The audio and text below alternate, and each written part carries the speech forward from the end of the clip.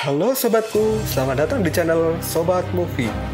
Tempatnya review film paling asik dan menarik buat sobatku semua. Yang baru gabung, silahkan klik tombol subscribe ya dan nyalakan loncengnya, supaya kalian tidak ketinggalan film-film seru yang Mimin upload.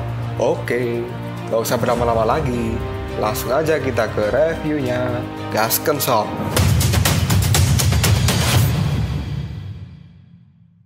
Hey, oke, sobatku terkeren, terkecil, terbaik, tersemuanya. Kita masih bersama Sobat Movie, channel alur cerita terasik sepanjang masa. Oke, kita lanjut bahas chapter 15 dan ini adalah chapter terakhir dari Sising Jidrim. Dorongan keras yang dilakukan oleh Raja Tangan 8 sebelum dirinya musnah. Hal ini membuat Sun Wukong menabrak tembok kolam darah. Dan itu membuat Zhu Guanyi menjadi khawatir. Apabila kolam darah ini sampai hancur oleh tubuh Sun Wukong, maka alam baka akan menghilang dan banjir dengan darah. Zhu Guanyi pun mengeluarkan seluruh kekuatannya dan dia berusaha agar Sun Wukong tidak menghancurkan tembok kolam darah ini. Sun Wukong yang kali ini akan ambruk, dirinya juga berusaha keras agar tidak menghancurkan tembok kolam darah itu. Zhu Guanyi pun tercengang dengan usaha yang akan dilakukan oleh Sun Wukong. Dan saat ini, Sun Wukong menggunakan cengkeraman tangannya agar dia tidak benar-benar menghancurkan tembok itu. Zhu Guanyi pun berkata pada Sun Wukong, "Apa yang akan kamu lakukan saat ini, Sun Wukong?" Tiba-tiba saja, Sun Wukong mengeluarkan tongkat ruyinya. Dia pun menaruh tongkat ruyi itu di depan wajahnya. Tongkat ruyi dari Sun Wukong itu menembus tanah dan langit alam baka. Sun Wukong pun berpegangan pada tongkat ruyi itu. Dan akhirnya, Sun Wukong tidak jadi ambruk menghancurkan tembok kolam darah. Zhu Guanyi pun mengatakan bahwa Sun Wukong sangat jenius. Dan kini, Sun Wukong hanya bisa diam dan menempel di tembok kolam darah. Karena jika dia bergerak, maka tembok kolam darah itu pasti akan hancur. Zhu Guanyi yang melihat Sun Wukong dalam keadaan seperti ini, dirinya pun berkata, "Akhirnya, kesempatan untuk melarikan diri juga sudah terlewatkan. Dan ternyata kamu keras kepala juga ya, Sun Wukong." Kita langsung berpindah ke dunia manusia. Saat ini, hujan deras pun mengguyur tempat Biksu Tong. Di samping Biksu Tong yang sedang sekarat, Bailang dan juga roh singa, mereka sedang bermain. Tapi secara tidak sengaja, roh singa itu pun melempar batu yang akhirnya mengenai Biksu Tong. Dahi dari Biksu Tong mengeluarkan cahaya. Kemudian muncullah roh batu di dalam pikiran Biksu Tong yang langsung mengatakan, "Hei Tang Sancang, mau berapa lama lagi kamu seperti ini? Tidakkah kamu memiliki keinginan untuk kembali sadar?" Dalam keadaan mata terpejam di dalam pikirannya, Biksu Tong menjawab perkataan dari roh batu itu. Dia mengatakan, "Belas kasihan dari diriku yang telah membunuh para muridku. Bagaimana aku bisa membuka mata dan aku menghadapi kenyataan ini?"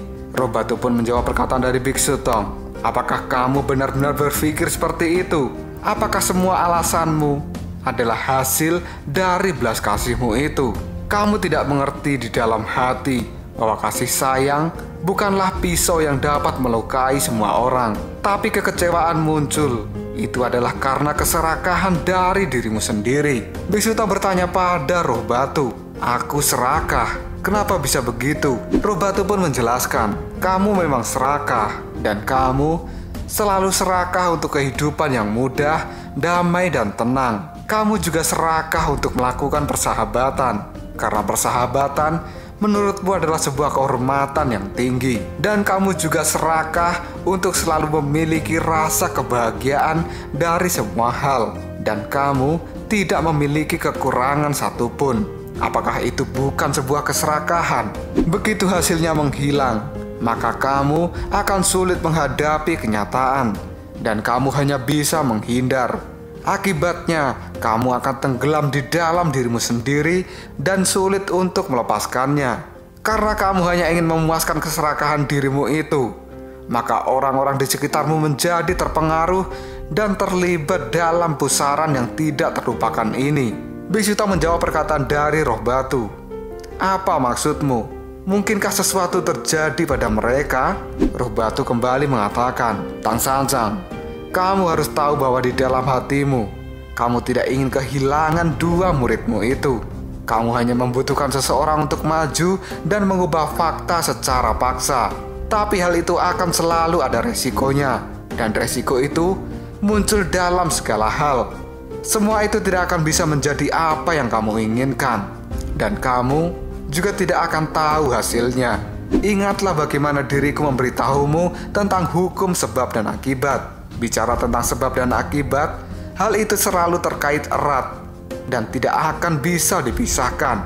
Dan setiap hasil hanyalah sebuah paragraf, bukan titik akhir dari sebuah proses. Oleh karena itu, kamu mengira bahwa akibat saat ini adalah sebuah akhir, tapi kamu salah besar. Itu hanyalah sebab lain, karena ini adalah sebab awal dari sebuah perluasan akibat yang lain. Biksu Tong kembali menjawabnya, apakah hasil kali ini menjadi penyebab di lain kali? Kita kembali ke tempat Zhu Guanyi. Saat ini Zhu Guanyi menggunakan kekuatan tangan esnya untuk membekukan tembok kolam darah. Kemudian Zhu Guanyi pun berkata, Sun Wukong, aku sudah tidak bisa bertahan lagi. Dan satu-satunya hal yang bisa kulakukan sekarang adalah melakukan yang terbaik dengan seluruh genangan darah ini. Karena jika aku tidak mengambil kesempatan, maka kamu dan diriku akan tersegel di tempat ini selamanya. Dan kita akan mati di alam baka. Itu pasti tidak lucu sama sekali, kan? Setelah berkata seperti itu, di depan Zhu Guanyi, tembok kolam darah telah berubah menjadi es. Kemudian Zhu Guanyi berkata pada Sun Wukong, ayo kita pergi. Sun Wukong pun berteriak pada Zhu Guanyi, Zhu Guanyi, ketika aku tinggal atau tidak, maka aku yang akan memutuskan. Zhu Guanyi pun sambil tersenyum. Dia mengeluarkan seluruh kemampuannya. Dan kali ini tembok kolam darah benar-benar membeku. Begitu juga dengan kolam darahnya dan para cacing-cacing darah di dalamnya. Tidak hanya itu saja, tapi pohon di dekat kolam darah juga telah berubah menjadi es. Dan akhirnya seluruh kolam darah pun membeku. Termasuk Sun Wukong yang berada di tempat itu juga membeku menjadi es. Dan kini Sun Wukong pun benar-benar tidak bisa bergerak. Zhu Guanyi pun kembali tersenyum, karena malapetaka kali ini telah dapat dihindarkan. Melihat apa yang dilakukan oleh Zhu Guanyi, Raja Bang Luo mengatakan, bagaimana ini Raja Kuil Putih Yasha? Dan Raja Kuil Putih Yasha menjawabnya, Raja Tangan 8, pengorbananmu tidak akan sia-sia. Zhu Guanyi pasti akan kalah di tangan kita. Karena saat ini, Zhu Guanyi sedang berusaha untuk menyelamatkan alam baka. Tidak ada cara lain, dia hanya bisa memilih cara ini, mengeluarkan seluruh kekuatannya untuk membekukan kolam darah. Dan mulai sekarang, tempat ini akan menjadi neraka tanpa pemilik di antara kita. Mari kita kendalikan dan menguasainya. Kita akan melakukan perubahan sesegera mungkin. Raja Bang Luo pun juga mengatakan, sangat disayangkan. Semua ini gara-gara si monyet itu.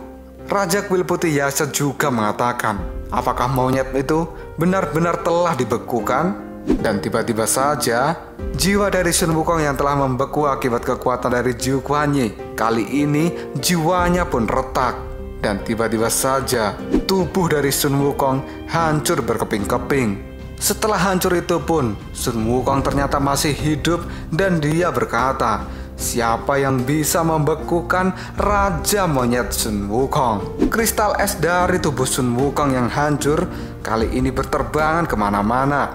Dan tiba-tiba saja, singa kecil yang ada di dunia manusia, dia seperti mendapat sebuah pukulan. Dan kini, singa kecil itu pun ambruk begitu saja, yang membuat Bailang menjadi terkejut. Singa kecil pun kembali berdiri. Dia pun berkata, Bailang, kita berhenti bermain sejenak. Dan kini, Biksu Tong juga sudah mulai sadar. Dan dia berkata, hei kalian. Mendengar Biksu Tong berbicara, singa kecil dan Bailang kini terkejut dan terdiam. Dan tiba-tiba saja, topeng dari Shao Wuqing kini telah kembali bergerak, yang artinya Shao Wuqing tidak mati. Subaji pun juga keluar dari dalam hotel Biksu Tong. Dia pun berlari untuk menghampiri gurunya. Biksu Tong yang sudah tersadar, dia pun langsung duduk dan langsung dikepung oleh murid-muridnya. Baji yang menghampiri Biksu Tong, dia berteriak pada gurunya itu bahwa sekarang Baji dan juga Shao Wuqing telah kembali dari kematiannya. Baji pun saat ini berkata, "Guru sudah bangun dan dia telah kembali. Ini benar-benar luar biasa." Melihat Biksu Tong yang sudah sadar, hal ini membuat Baisi dan Putri Tengkorak Putih juga merasa senang. Kemudian Biksu Tong kini bertanya pada Sawucheng dan Subaji, "Kenapa hanya kalian berdua yang kembali? Di mana Sun Wukong?" Subaji pun menjawabnya, "Guru, kakak tidak ikut." Mendengar jawaban dari Subaji, Biksu Tong tidak bersedih, tapi dia tersenyum. Lalu sang biksu berkata, ketidakhadiran dari Sun Wukong kali ini bukan berarti dia pergi selamanya. Karena jika dia ditakdirkan, pasti dia akan kembali dan bertemu dengan kita lagi. Bailang pun juga ikut senang karena sekarang Biksu Tong telah kembali dari sekaratnya. Dan dia pun menjilati kepala dari Biksu Tong. Sang biksu pun mulai mengelus kepala dari Bailang. Dan Biksu Tong mengatakan, "Bailang, prioritas utama saat ini adalah aku harus menyelamatkan dirimu lebih dulu." Biksu Tong pun lalu berdiri dan dia berteriak, "Yah, aku benar-benar tertidur terlalu lama kali ini dan aku merasa sangat kelelahan." Kembalinya Biksu Tong ini membuat langit juga kembali menjadi cerah dan tidak menurunkan hujan. Biksu Tong lalu mengatakan bahwa ini adalah saatnya untuk bangun. Dan dia harus berjalan dan berjuang kembali. Dan cerita pun tamat. Dikarenakan cerita dari Sising J-Dream ini sudah tamat, maka Mimin sekarang kebingungan akan membahas apa. Jika sobat-sobatku semuanya memiliki ide untuk membahas donghua lain, kalian bisa komen di kolom komentar. Oke? Nggak usah berlama-lama lagi, kita langsung ucapkan saja passwordnya. 1, 2, 3, Koprol Sob. Tetap stay di channel Sobat Movie dan jangan lupa klik subscribe, like, dan share ke teman-temanmu agar channel ini dapat berkembang dan menghibur kalian semua. See you next tomorrow. Bye-bye.